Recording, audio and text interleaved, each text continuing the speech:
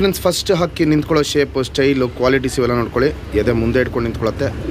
Total ಆಗ ಕಪ್ಪು Jack ಥರ ಇರುತ್ತೆ. ಆದರೆ ಜಾಕಲ್ಲ ಇದು, ನೋಡ್ಬೋದು ಇಲ್ಲಿ ಬಣ್ಣ ಫುಲ್ ಕಪ್ಪು ಜಾಕ್ ಥರ ಇರುತ್ತೆ. ಇದು ಕವ್ವ ಅಲ್ಲಿ ಮಕ್ಷಿ ಗಂಡು.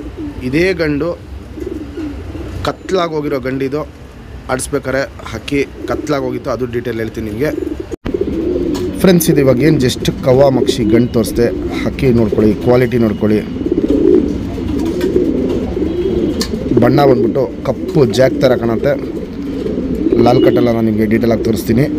ಮಕ್ಷಿಗಳಲ್ಲಿ ಮಾಡಿಸಿರೋದು ಕವ್ವ ಮಕ್ಷಿಯಲ್ಲಿ. ಇದೇ ಗಂಡು 6:45 ಗಂಟೆ ಹಾರಿದೆ. 6 ಗಂಟೆ ಅನ್ನೋದು ತುಂಬ ಸತಿ ಹಾರಿದೆ. ಒಂದು ಸತಿ ಅಕ್ಕಿ ಕತ್ಲಾಗೂ ಹೋಗಿದೆ.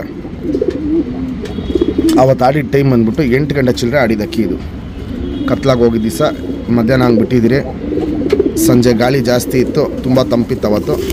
ಹಕ್ಕಿ ಆಡಿದ ಅಕ್ಕಿ ಕತ್ಲಾಗಿ ಹೋಗ್ಬಿಟ್ಟಿತ್ತು. ಹಕ್ಕಿ ನೋಡ್ಬೋದು ಇಲ್ಲಿ ನಿಂತ್ಕೊಳ್ಳೋ ಶೇಪು, ಸ್ಟೈಲು, ಕ್ವಾಲಿಟೀಸ್ ಎಲ್ಲ ಅಲ್ಟಿಮೇಟ್ ಆಗಿರುತ್ತೆ. 3 ದಸ್ತದ್ದು ಕವ್ವ ಅಲ್ಲಿ ಮಕ್ಷಿ ಗಂಡಿದು. ನಮ್ಮ ಸಬ್ಸ್ಕ್ರೈಬರ್ಗೆ ಈ ಗಂಡನ್ನ 2,500 ರೂಪಾಯಿ ಕೊಟ್ಬಿಡ್ತೀನಿ. Fixed final rate.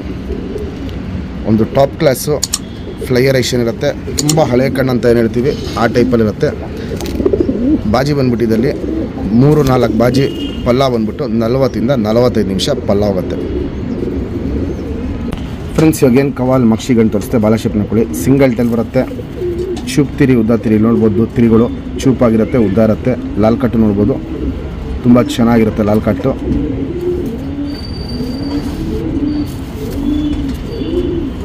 ಎರಡು ಸೈಡು ತಿರಿ ಹೊಡೆದಿದ್ದೀವಿ. ಬ್ರೀಡಿಂಗ್ ಪರ್ಪಸ್ಗೆ ಒಳ್ಳೆ ಅಕ್ಕಿ ಇದು.